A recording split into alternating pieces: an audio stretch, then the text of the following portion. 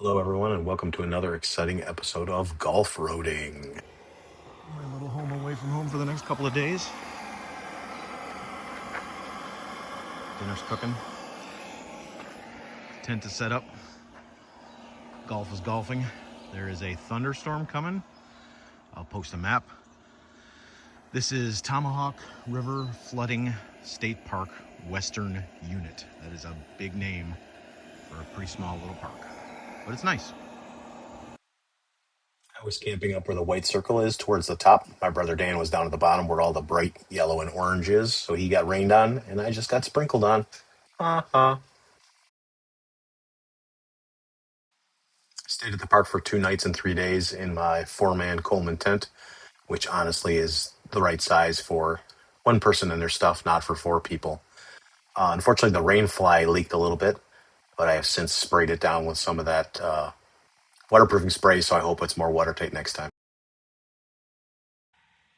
The water level in the flooding was very high, probably 2 or 3 feet higher than normal. We've had a really rainy spring and early summer. But luckily, I was still able to get the kayak launched by scraping the hell out of it along the bottom. My main reason for camping in this area is because it's where Michigan's elk herd is located. I was originally going to go up to the UP and do some camping up there, but weather and some other things changed it. And I'm really glad I went here because I managed to see some elk in the wild for the first time. In golf roading, this is known as the mowing the lawn maneuver, since you only have 5.5 inches of ground clearance.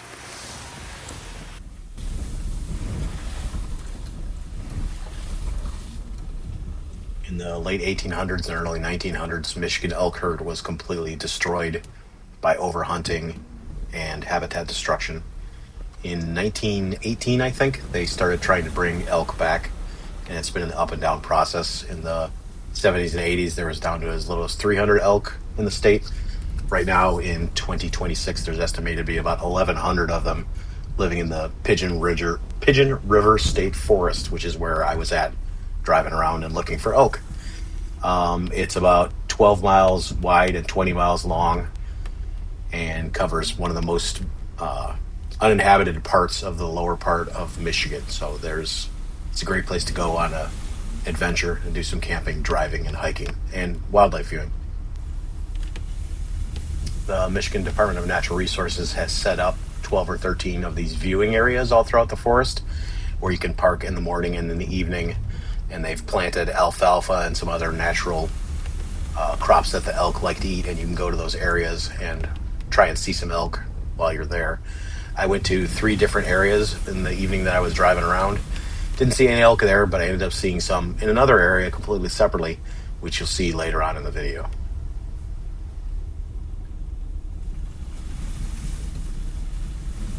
I apologize for the shakiness and blurriness of most of the videos from this clip. I was using an older iPhone as a dash cam with a clip, and it does not have very good image stabilization, and it's definitely not an extra camera. But I'm still not 100% sure this is something I'm going to keep doing, so I haven't spent a lot of money. I've just been kind of making the stuff that I have work. So again, apologies for the super shaky footage, but I think you get the idea.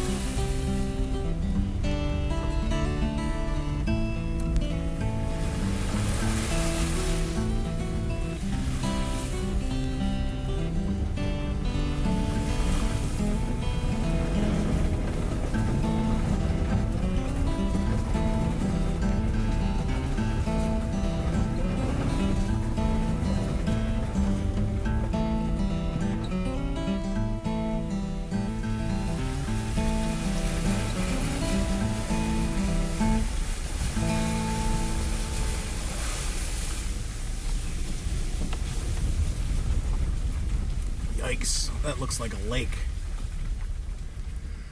I don't know, sports fans, what do you think? Can we make it? I think that we are gonna just say no to that one because getting stuck out here doesn't seem like any fun.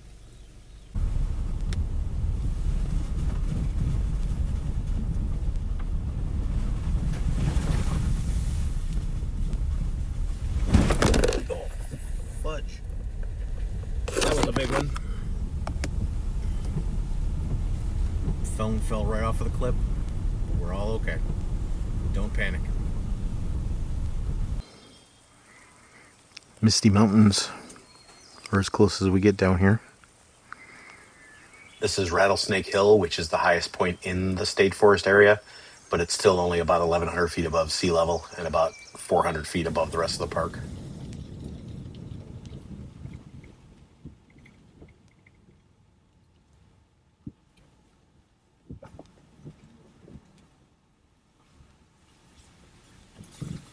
In just a second, you'll hear me hit something and then make a horrible noise.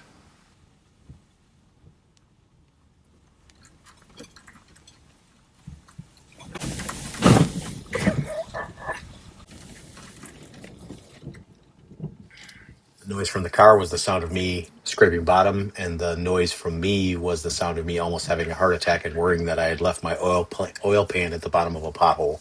But luckily, the Golf survived completely intact with no damage done. Thank goodness.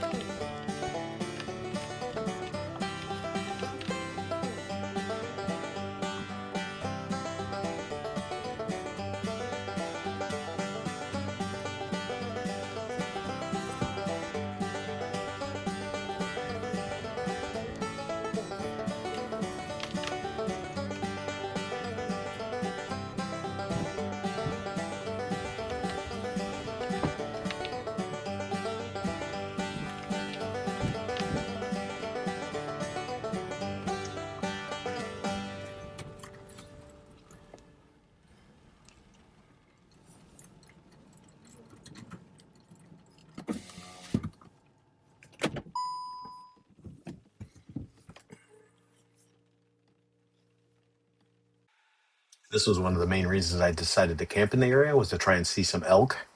I saw this cow, two cows, and a spike bull. Spike meaning he just has very small antlers. You can see he's still got some velvet on his antlers.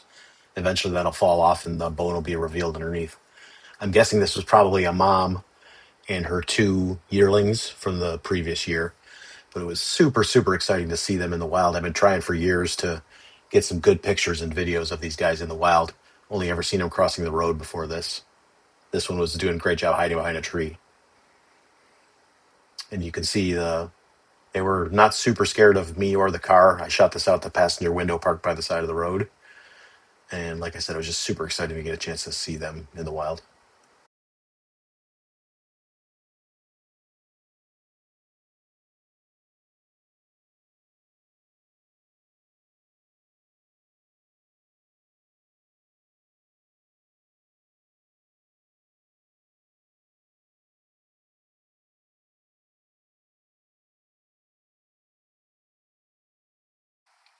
Friday morning when I got up, it was too foggy to go out in the lake, so I walked around and took pictures of some cool stuff. Love this grackle shaded by the fog. Some nice oak leaves here. Some really pretty lilies that were growing in the swampy part along the shore of the lake. And some early ripening blueberries. Well, just one.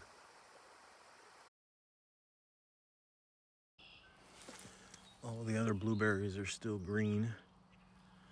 But I found this one guy right here who's obviously an overachiever. He's already gone blue. We'll see how he tastes.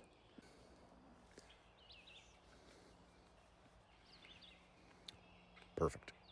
I was also excited to get some up-close shots of loons, which I had not been able to get before. The way this turtle sat on this log made me think he had something very important to say, but he never said anything. I was very disappointed. Tomahawk Lake, where I am, is a flooding and impoundment made by damming up a creek. I'm assuming Tomahawk Creek. So there's this big forest of creepy dead trees right in the middle of the lake, which I think is absolutely fantastic. Definitely wishing I had rigged up some kind of tripod so I could get a better view of this. This is super cool. I can kayak right through the middle of it. But I have to put down the phone to pick up the paddle so I don't run into a tree and sink. So you guys will get the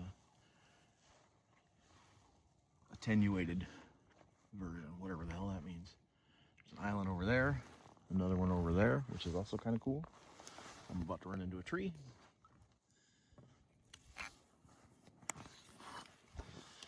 So I'll put you guys down.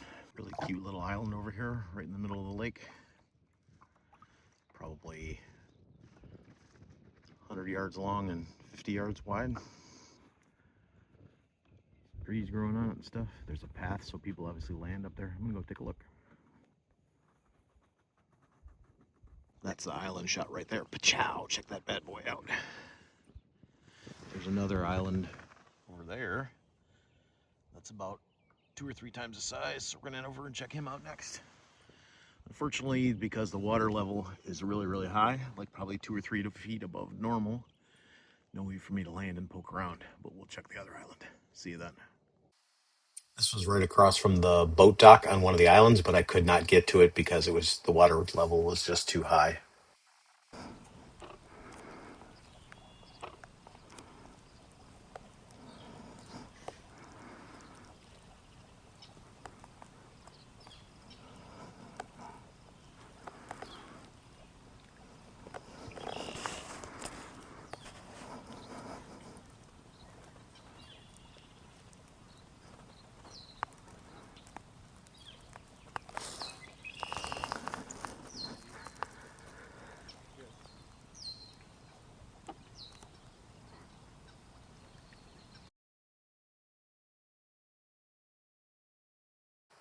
This is a 13-banded ground squirrel who obviously had fleas or some sort of fungus or some other weird personal disorder. When I asked him about it, he got really mad and tried to eat my tent. So be careful. These guys are super dangerous.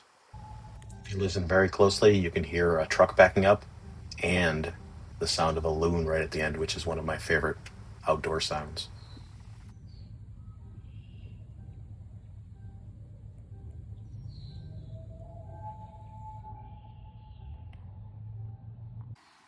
As the sun sets on the campground and the end of this clip, I have some news. I have recently purchased a 2021 Honda CR-V, which is much more off-road capable. So I'm going to be doing some more golf roading, but just in a more capable vehicle. It's still not a Jeep or a Bronco or anything like that, but it has all-wheel drive and about 3 more inches of ground clearance than the Golf, which should allow me to go to a lot more fun places. Thanks to all of you for watching this. Thanks to Porkchop for being my videographer. And thanks to Captain Marvel for editing this video.